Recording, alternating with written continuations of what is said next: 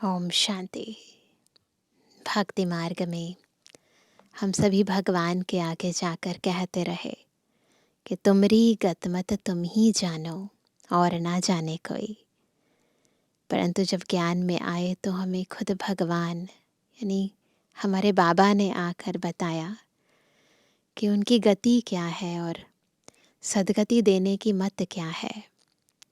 ज्ञान के अद्भुत गूढ़ रहस्य समझाए, हमें हमारा परिचय दिया और अपनी भी गत मत समझाई।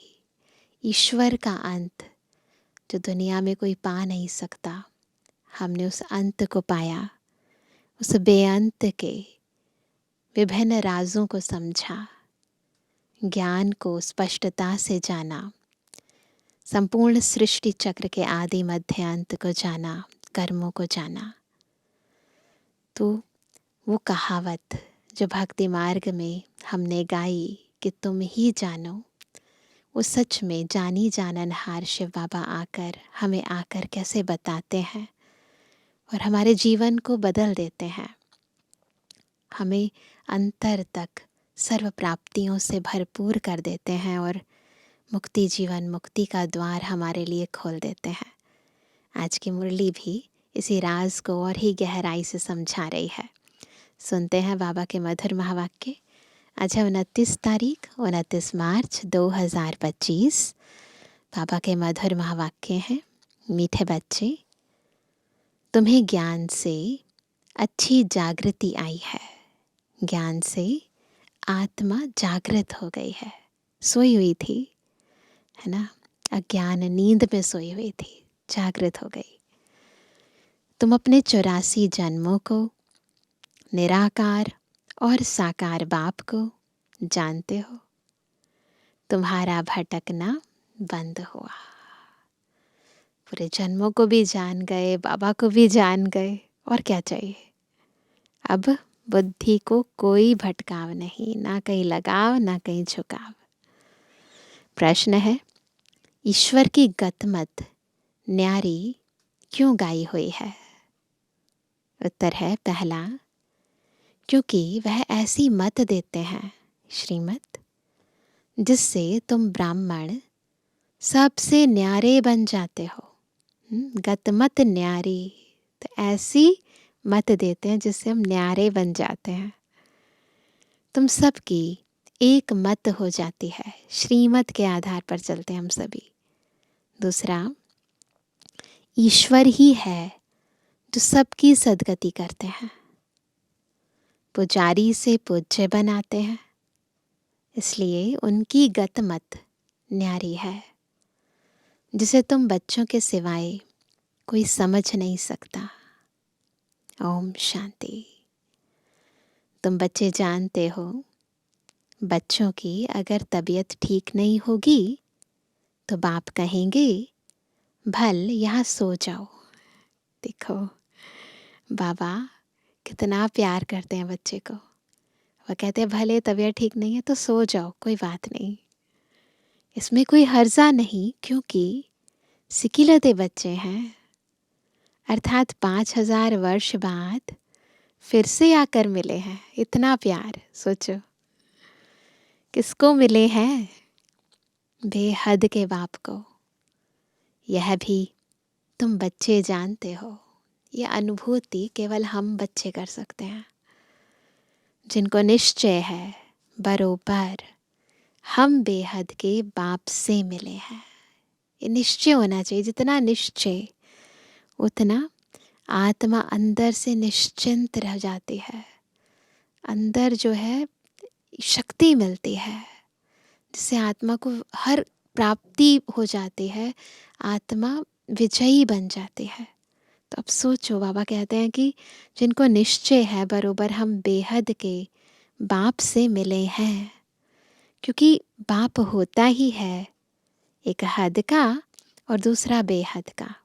दो ही होते हैं दुनिया में। तो दुख में सब बेहद के बाप को याद करते हैं, सतयुग में एक ही लौकिक बाप को याद करते हैं, क्योंकि वहाँ है ही सुख धाम।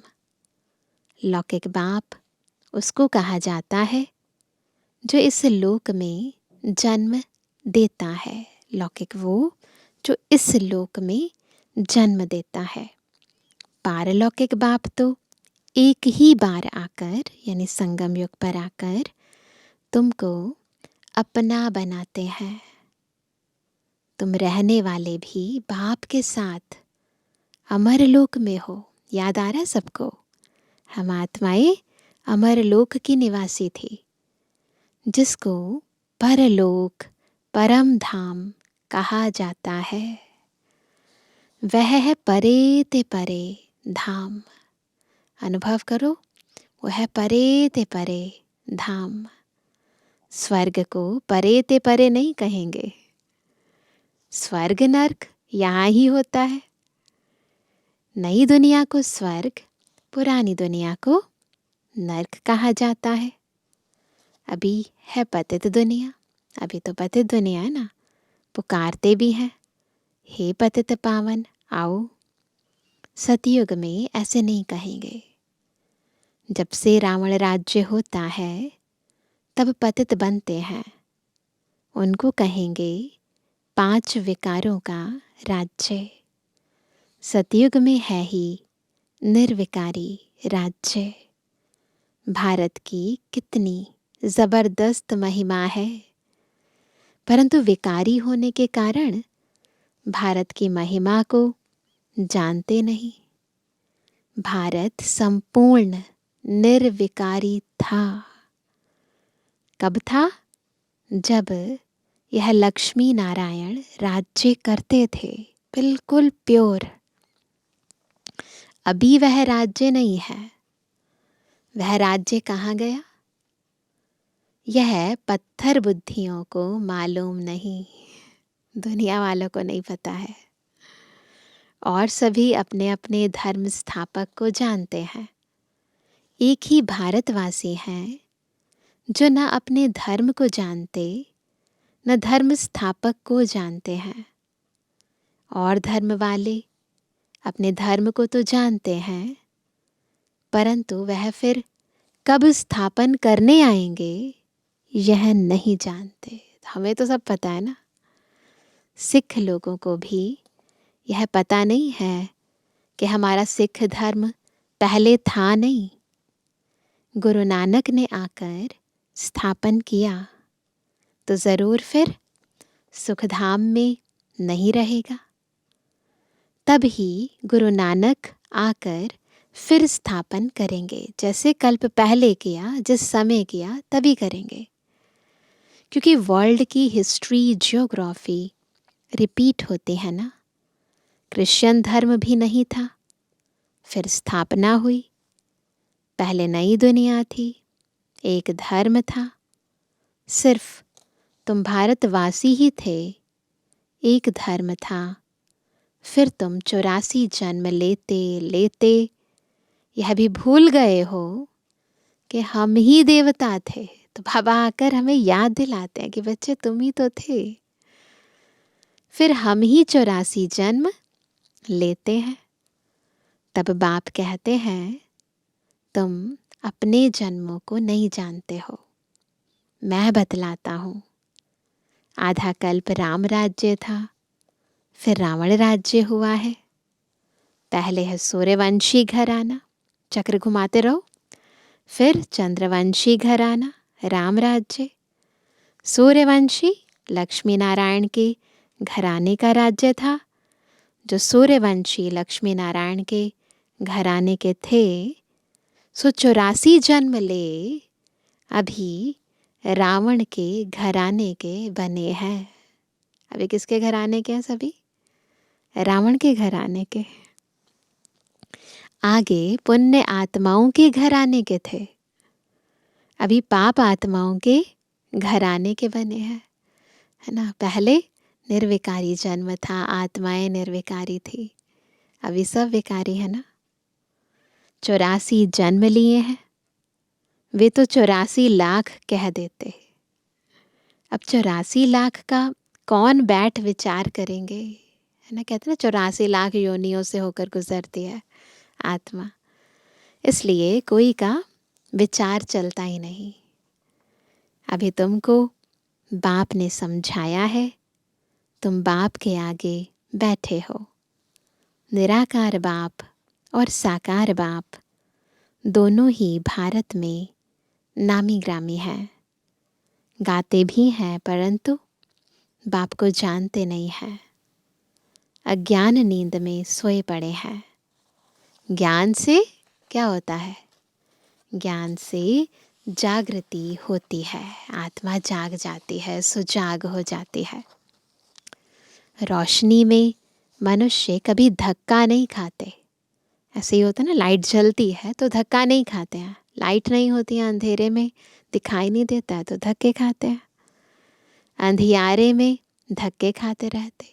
अब ये बेहद की बातें हैं ना, दुनियावी अंधियारे में भी धक्के खाते हैं, परंतु यहाँ आत्मा को जब ज्ञान नहीं होता, ज्ञानता का भी अंधियारा है ना, तो धक्के खाते हैं। भारतवासी पूज्य थे, अब पुजारी है। लक्ष्मी नारायण पूज्य थे ना, यह किसकी पूजा करेंगे? अपना चित्र बनाए, अपनी पूजा तो नहीं करेंगे। इसलिए सतयुग में कोई किसी की पूजा नहीं करते, यह हो नहीं सकता। तुम बच्चे जानते हो हम ही पूज्य, सो फिर कैसे पुजारी बनते हैं? यह बातें और कोई समझ नहीं सकते, केवल हम समझ सकते हैं। बाबा ने हमें दिव्य बुद्धि का ऐसा वरदान दिया है। बाप ही समझाते हैं, इसलिए कहते भी हैं, क्या कहते हैं? ईश्वर की गतमत न्यारी है ना। अभी तुम बच्चे जानते हो बाबा ने हमारी सारी दुनिया से गतमत न्यारी कर दी है। हमारी गत भी न्यारी कर दी है और मत भी न्यारी कर दी है। सारी दुनिया में अनेक मत मतांतर हैं ना, कितने मत मतांतर है, शास्त्रों की मत, इधर की मत, उधर की मत। हम एक श्रीमत पर हैं, तो सारी दुनिया से अलग है श्रीमत। यहाँ तुम ब्राह्मणों की है एक मत, ईश्वर की मत और गत। गत अर्थात सदगति। बाकी दुनिया सदगति में नहीं जाती ना। सदगति दाता एक ही बाप है।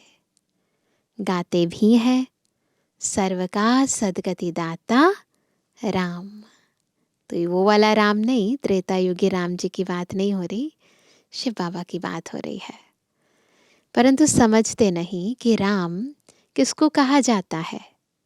कहेंगे जिधर देखो राम ही राम रहता है। इसको कहा जाता है अज्ञान अंधियारा। अंधियारे में है दुख, सोझरे में है सुख।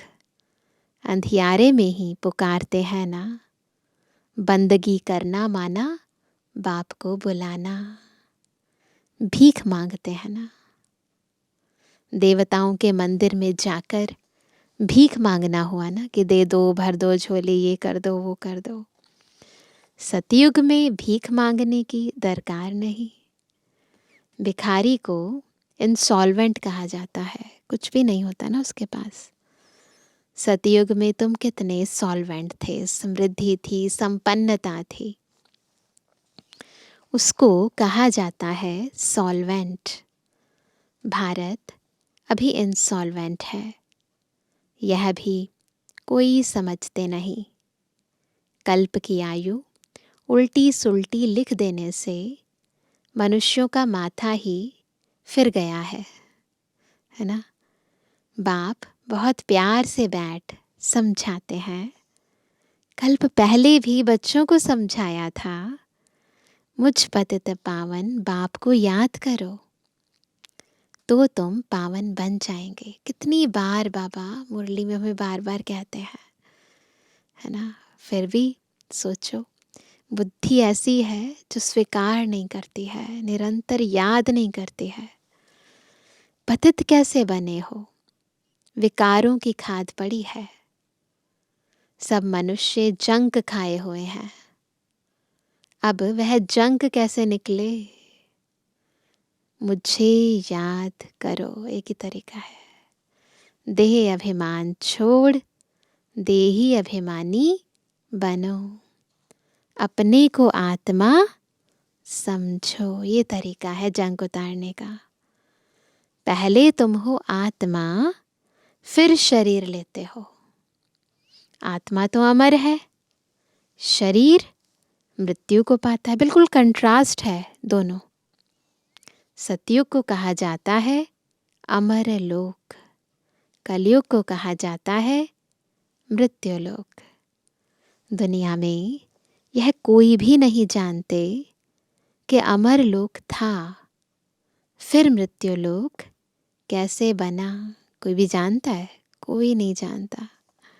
अमर लोक अर्थात अकाले मृत्यु नहीं होती। ऐसे नहीं कि मरते नहीं हैं, अकाले मृत्यु नहीं होती है। इच्छा से आत्मा शरीर छोड़ती है, उसे पहले से ही पता चलता है, खुशी खुशी। वहाँ आयु भी बड़ी रहती है, वह है ही पवित्र दुनिया। तुम, बाबा बहुत अच्छा टाइटल दे रहे हैं सभी को, तुम राज ऋषि हो। ऋषि पवित्र को कहा जाता है। तुमको पवित्र किसने बनाया? उनको बनाते हैं शंकराचार्य। तुमको बना रहे हैं शिवाचार्य। हमारे आचार्य कौन है? टीचर कौन है? शिव बाबा है ना। यह कोई पढ़ा हुआ नहीं है। वो टीचर तो क्या है, किसी से तो पढ़े होंगे ना। शिव बाबा किसी से नहीं पढ़ा। इन द्वारा तुमको, यानी ब्रह्मा बाबा द्वारा तुमको शिव बाबा आकर पढ़ाते हैं। शंकराचार्य ने तो गर्भ से जन्म लिया, कोई ऊपर से अवतरित नहीं हुआ। बाप तो इनमें प्रवेश करते हैं, आते हैं जाते हैं, मालिक है ना। जिसमें चाहे उनमें आ सकते हैं। बाबा ने समझाया है, कोई का कल्याण करने अर्थ मैं प्रवेश कर लेता हूँ। आता तो पतित तन में ही हूँ ना, बहुतों का कल्याण करता हूँ। बच्चों को समझाया है, माया भी कम नहीं है। कभी कभी ध्यान में, पहले बहुत आत्माएं ध्यान में जाती थी ना, इसलिए बाबा कहते कभी कभी ध्यान में माया प्रवेश कर उल्टा सुल्टा बुलवाती रहती है। इसलिए बच्चों को बहुत संभाल करनी है। कईयों में जब माया प्रवेश कर लेती है तो कहते हैं मैं शिव हूँ, फलाना हूँ।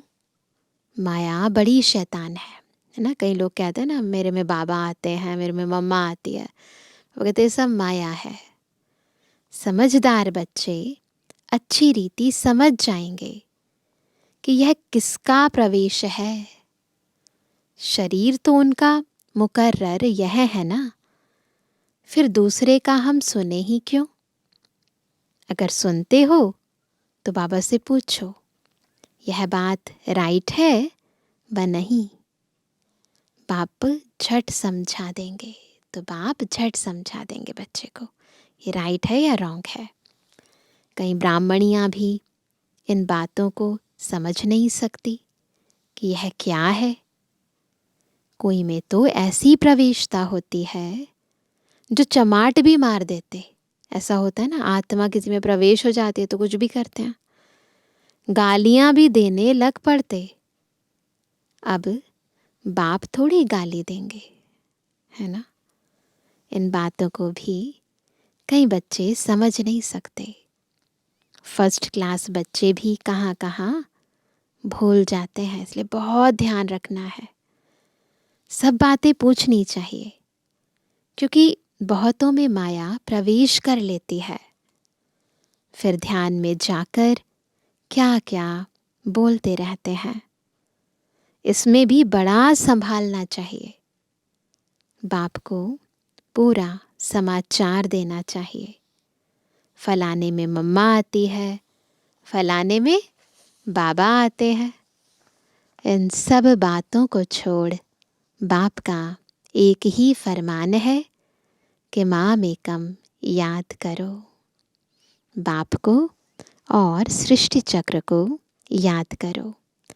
रचयिता और रचना का सिमरण करने वाले की शक्ल सदैव हर्षित रहेगी। तो देखो हमारी शक्ल ऐसी है। बहुत हैं जिनका सिमरण होता नहीं है।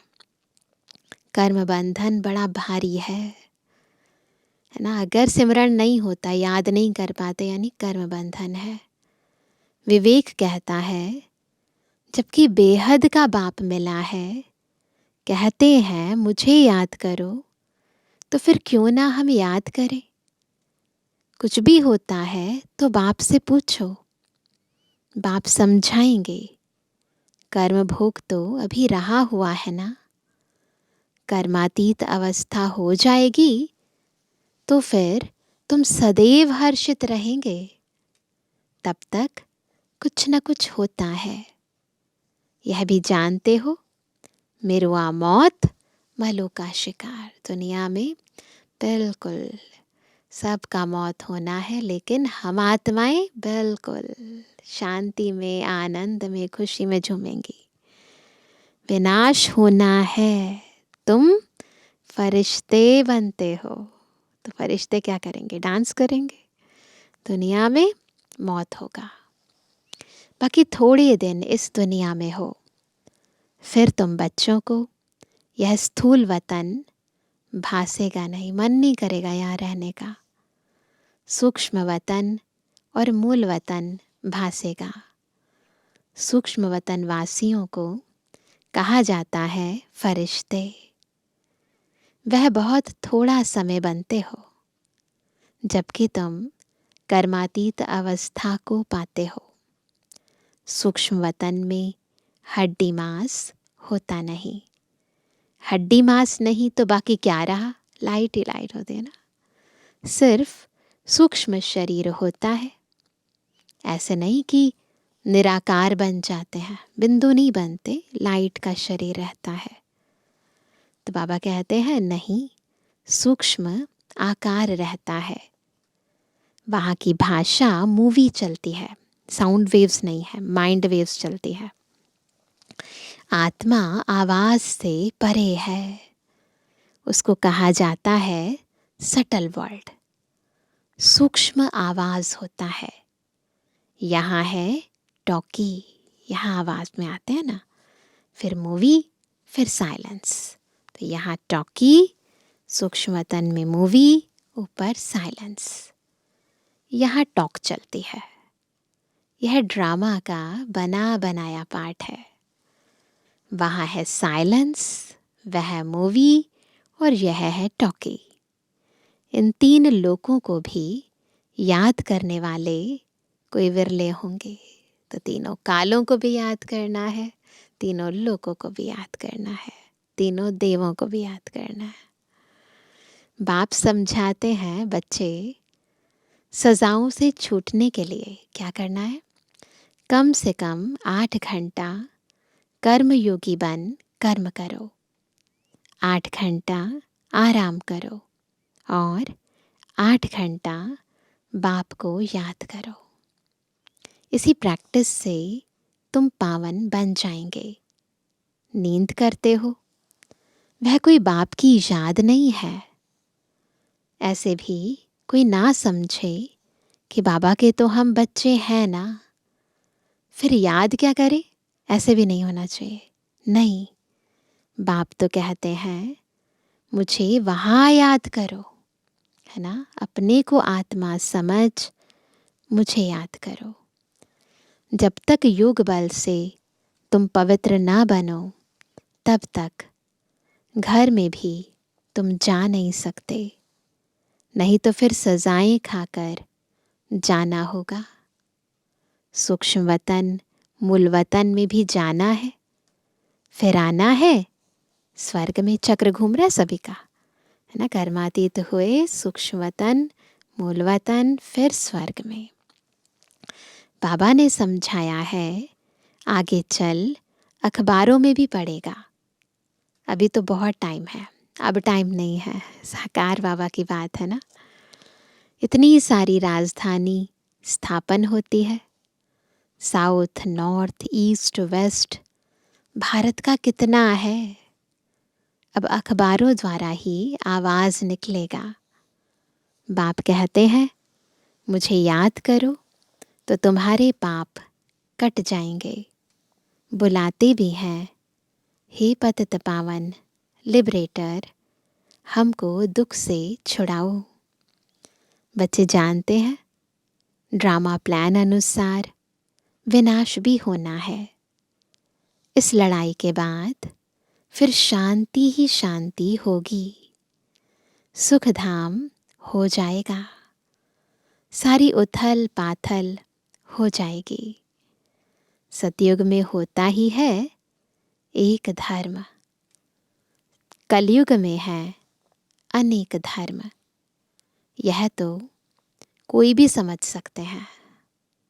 सबसे पहले आदि सनातन देवी देवता धर्म था। चक्र घुमाएंगे सारे।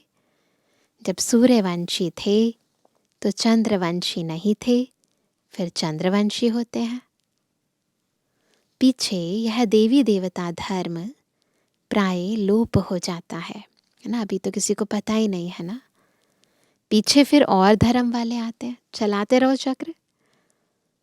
यह भी जब तक उन्हों की संस्था वृद्धि को पाए, ऐसे नहीं कि आए और फिर धर्म बन गया, नहीं।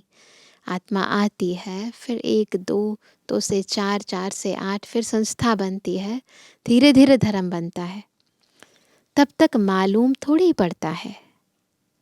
अभी तुम बच्चे सृष्टि के आदि मध्य अंत को जानते हो। तुमसे पूछेंगे सीढ़ी में सिर्फ भारतवासियों को क्यों दिखाया है? बोलो यह खेल है भारत पर। आधा कल्प है उन्हों का पाठ, बाकी द्वापर कलयुग में अन्य सब धर्म आते हैं। तो बताना है केवल भारत ही स्वर्ग था। आधा कल्प तो भारत ही था ना। तो ये सारा खेल ही भारत पर है, बाकी तो बाद में आते हैं ना। गोले में यह सारी नॉलेज है। गोला तो बड़ा फर्स्ट क्लास है, सृष्टि चक्र का चित्र। सतयुग त्रेता में है श्रेष्ठाचारी दुनिया, द्वापर कलयुग में है भ्रष्टाचारी दुनिया। अभी तुम संगम पर हो। यह बातें, यह ज्ञान की बातें हैं। यह चारों युगों का चक्र कैसे फिरता है, यह किसको पता नहीं है। हमें पता है बस। सतयुग में इन लक्ष्मी नारायण का राज्य होता है। इन्हों को भी यह थोड़ी पता रहता कि सतयुग के बाद फिर त्रेता होना है, त्रेता के बाद फिर द्वापर कलयुग आना है। तो जो ज्ञान देवताओं को भी नहीं है वो हमको है। यहाँ भी मनुष्यों को बिल्कुल पता नहीं। भल कहते हैं, परंतु कैसे चक्र फिरता है यह कोई नहीं जानते। इसलिए बाबा ने समझाया है, सारा गीता पर जोर रखो। सच्ची गीता सुनने से स्वर्गवासी बनते हैं। यहाँ शिव बाबा खुद सुनाते हैं, वहाँ मनुष्य पढ़ते हैं। दुनिया में भी होता है ना, रखते हैं गीता पाठ, तो वहाँ मनुष्य सुनाते हैं। गीता भी सबसे पहले तुम पढ़ते हो। भक्ति में भी पहले पहले तो तुम जाते हो ना। शिव के पुजारी पहले तुम बनते हो। भक्ति पहले अव्यभिचारी थी, एक शिव बाबा की थी, तो भक्त भी पहले हम बनते हैं। तुमको पहले पहले पूजा करनी होती है अव्यभिचारी एक की, एक शिव बाबा की। सोमनाथ मंदिर और किसकी ताकत थोड़ी है बनाने की। बोर्ड पर कितने प्रकार की बातें लिख सकते हैं। यह भी लिख सकते हैं, भारतवासी सच्ची गीता सुनने से सचखंड के मालिक बनते हैं। अभी तुम बच्चे जानते हो, हम सच्ची गीता सुनकर स्वर्गवासी बन रहे हैं। जिस समय तुम समझते हो तो कहते हैं हाँ बरोबर ठीक है। बाहर गए, खलास। वहाँ की वहाँ रही। अच्छा, हम इस मीठे सिकिलते बच्चों पर माता पिता का याद प्यार और गुड मॉर्निंग। रूहानी बच्चों की, रूहानी बाप दादा को गुड मॉर्निंग, नमस्ते नमस्ते नमस्ते। धारणा के लिए मुख्य सार। पहला, रचयिता और रचना का ज्ञान सिमरण कर सदा हर्षित रहना है। याद की यात्रा से अपने पुराने सब कर्म बंधन काट कर्मातीत अवस्था बनानी है। कैसे कर्मातीत अवस्था बनानी है? याद की यात्रा से पुराने कर्म बंधन काट के। दूसरा, ध्यान दीदार में माया की बहुत प्रवेशता होती है, इसलिए संभाल करनी है। बाप को समाचार दे राय लेनी है। कोई भी भूल नहीं करनी है। वरदान है, अपनी शुभ भावना द्वारा निर्बल आत्माओं में बल भरने वाले सदा शक्ति स्वरूप भव। शक्ति स्वरूप कैसे बनेंगे? शुभ भावना से निर्बल आत्माओं में जब बल भरेंगे। सेवाधारी बच्चों की विशेष सेवा है स्वयं शक्ति स्वरूप रहना और सर्व को शक्ति स्वरूप बनाना, अर्थात निर्बल आत्माओं में बल भरना। इसके लिए सदा शुभ भावना और श्रेष्ठ कामना स्वरूप बनो। सबके प्रति शुभ भावना। शुभ भावना का अर्थ यह नहीं कि किसी में भावना रखते रखते उसके भगवान हो जाओ, ऐसे भी नहीं होना चाहिए। यह गलती नहीं करना। शुभ भावना भी बेहद की हो। एक के प्रति विशेष भावना भी नुकसानकारक है। इसलिए बेहद में स्थित हो, बेहद में स्थित हो निर्बल आत्माओं को अपनी प्राप्त हुई शक्तियों के आधार से शक्ति स्वरूप बनाओ, है ना। स्लोगन है, अलंकार ब्राह्मण जीवन का श्रृंगार है। अलंकार ब्राह्मण जीवन का श्रृंगार है, इसलिए अलंकारी बनो, देह अहंकारी नहीं, है ना। हमारे अलंकार कौन है? ये गुण, ये शक्तियाँ, ये हमारे अलंकार हैं। अहंकारी नहीं बनना, अलंकारी बनना है। ज्ञान, योग, सेवा, ये अलंकार है। अभी सुनते हैं आज का अव्यक्त इशारा। सत्यता और सभ्यता रूपी कल्चर को अपनाओ। कई बच्चे कहते हैं वैसे क्रोध नहीं आता है, लेकिन कोई झूठ बोलता है तो क्रोध आ जाता है। उसने झूठ बोला, आपने क्रोध से बोला, तो दोनों में राइट कौन? कई चतुराई से कहते हैं कि हम क्रोध नहीं करते हैं, हमारा आवाज़ ही बड़ा है, आवाज़ ही ऐसा तेज़ है। लेकिन जब साइंस के साधनों से आवाज़ को कम और ज़्यादा कर सकते हैं, तो क्या साइलेंस की पावर से अपने आवाज़ की गति को धीमी या तेज़ नहीं कर सकते हो? तो क्या करना है? सत्यता और सभ्यता, है ना। इसीलिए हमेशा सभ्यता पूर्वक हर कार्य करना है। अच्छा, ओम शांति।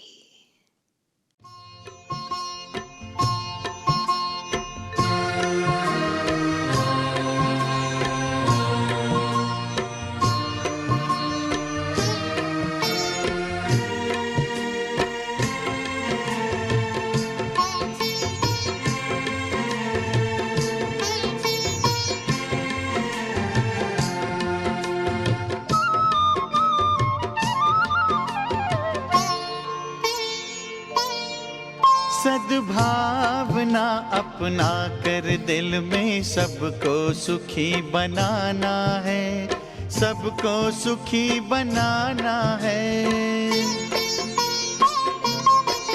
सद्भावना अपना कर दिल में सबको सुखी बनाना है, सबको सुखी बनाना है।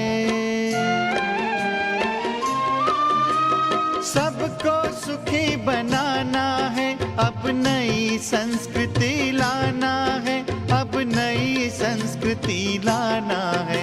सद्भावना अपना कर दिल में सबको सुखी बनाना है, सबको सुखी बनाना है।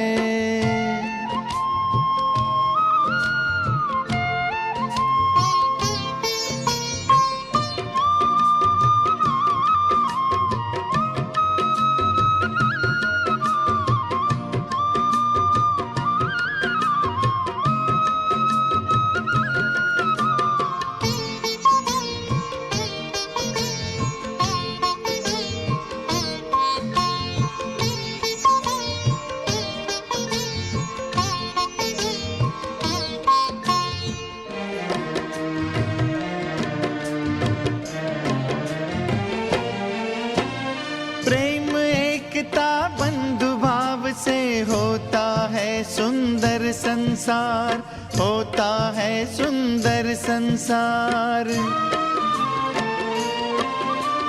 करुणा दया उदारता ये परम पिता का है उपहार, परम पिता का है उपहार।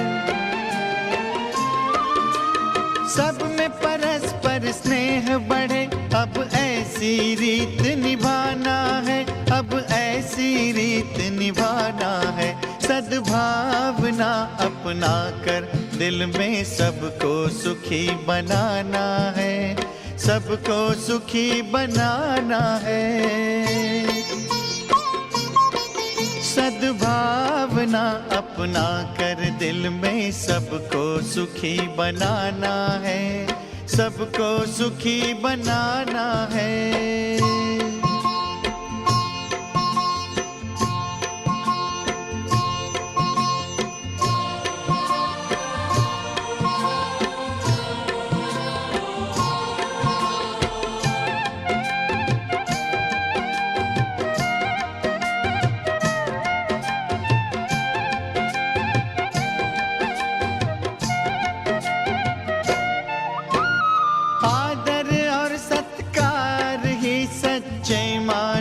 की शान है, सच्चे मानव की शान है। क्षमाशील बन शांति देना जीवन की मुस्कान है, जीवन की मुस्कान है। राग द्वेष से रहित जगत अब हमको यहाँ बनाना है, अब हमको यहाँ बनाना है। सद्भावना अपना कर दिल में सबको सुखी बनाना है, सबको सुखी बनाना है। सद्भावना अपना कर दिल में सबको सुखी बनाना है, सबको सुखी बनाना है।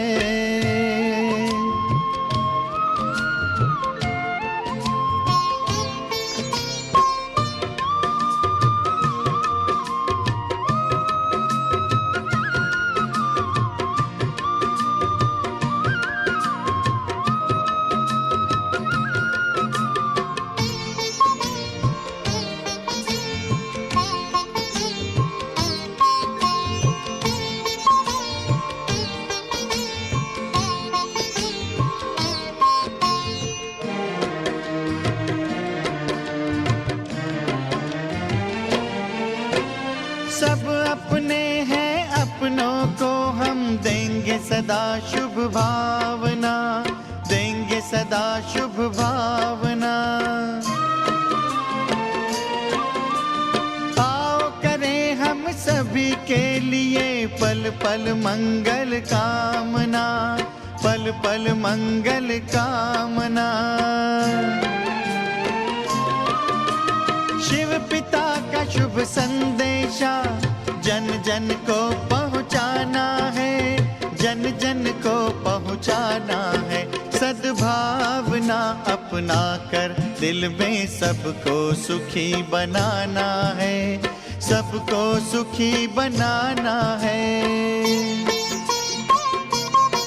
सद्भावना अपना कर दिल में सबको सुखी बनाना है, सबको सुखी बनाना है। सबको सुखी बनाना है, अब नई संस्कृति लाना है, अब नई संस्कृति लाना है। सद्भावना अपना कर दिल में सबको सुखी बनाना है, सबको सुखी बनाना है। सद्भावना अपना कर दिल में सबको सुखी बनाना है, सबको सुखी बनाना है।